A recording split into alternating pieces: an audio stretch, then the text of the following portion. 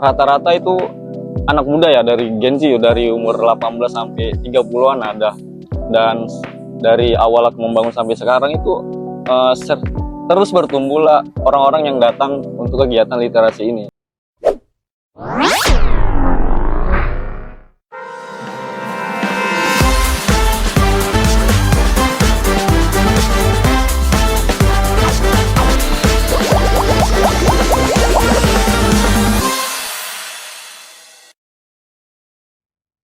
Assalamualaikum warahmatullahi wabarakatuh. Halo Sobat Kreatif. Kali ini bersama aku Amira pada program podcast. Gimana nih kabarnya Sobat Kreatif? Semoga semuanya dalam keadaan baik-baik aja ya. Nah, aku jujur senang sekali hari ini bisa kembali ngobrol bareng Sobat Kreatif dalam pembahasan yang paling seru, yaitu literasi. Nah, hari ini kita sudah kedatangan narasumber yang aktif membangun ruang literasi yang dekat dengan anak muda, khususnya di Kota Medan. Sudah ada bersama kita founder Medan Book Party, yaitu Bang Muhammad Yamin, yang biasa dipanggil Bang Amin. Halo Bang Amin. Halo. Gimana kabarnya hari ini Bang? Alhamdulillah baik. Alhamdulillah ya Bang. Tadi gimana perjalanan kemarin, aman? Wah, alhamdulillah aman ya, cukup terik lah ya. Jauh dari dari Medan ya Bang.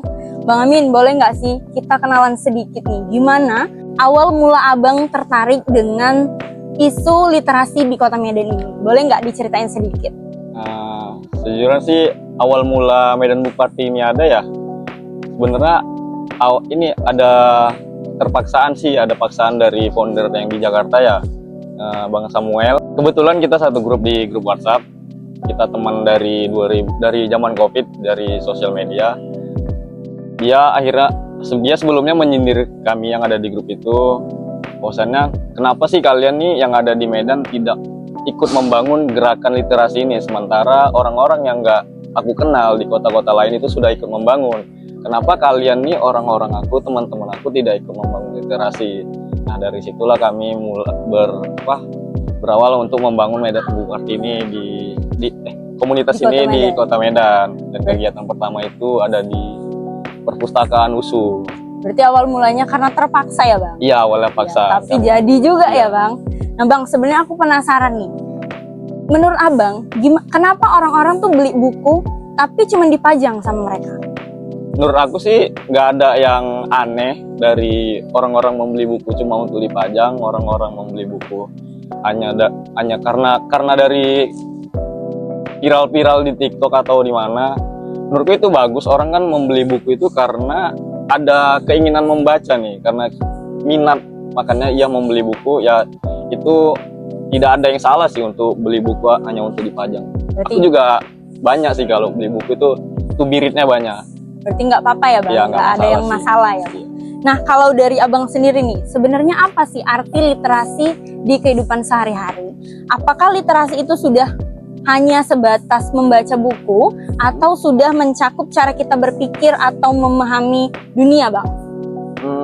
Karena arti literasi ini besar ya, luas, dan membaca ini cuma bagian kecil dari literasi itu sendiri. Dalam pemahaman matematika juga itu juga termasuk literasi. Melukis, berdrama itu juga termasuk bagian dari literasi. Nah, MBP ini ikut berperan kecil untuk membangun kebiasaan membaca ini sebagai pemahaman di masyarakat kita. Oke. Nah, kalau dari Abang, tingkat minat baca anak muda di Kota Medan ini gimana? Apakah sudah tinggi atau masih rendah? Menurut aku sih dari awal aku membangun sebuah komunitas ini, rata-rata itu anak muda ya, dari Gen Z, dari umur 18 sampai 30-an ada.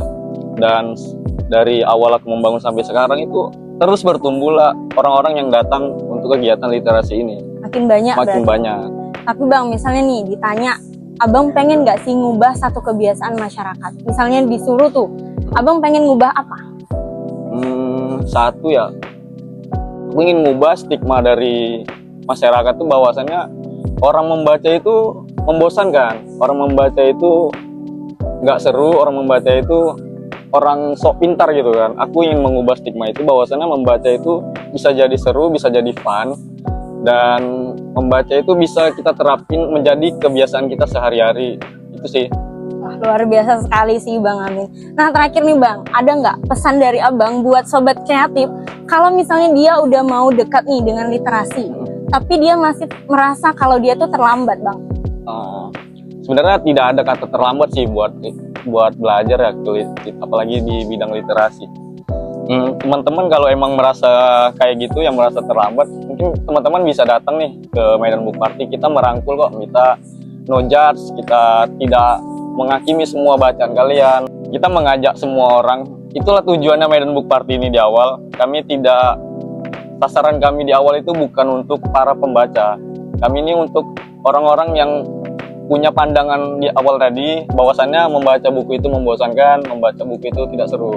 Karena kami ada di taman-taman Kota Medan dengan konsep party, karena party dianggap Pesta ya? pesta, seru-seruan. Berarti Abang mau ubah stigma itu? Iya. Nah gitu Sobat Kreatif, jadi kalau Sobat Kreatif mau dekat dengan literasi tapi masih terasa terlambat, ingat aja kata Abang Amin, nggak ada kata terlambat ya Iya, Bang? betul.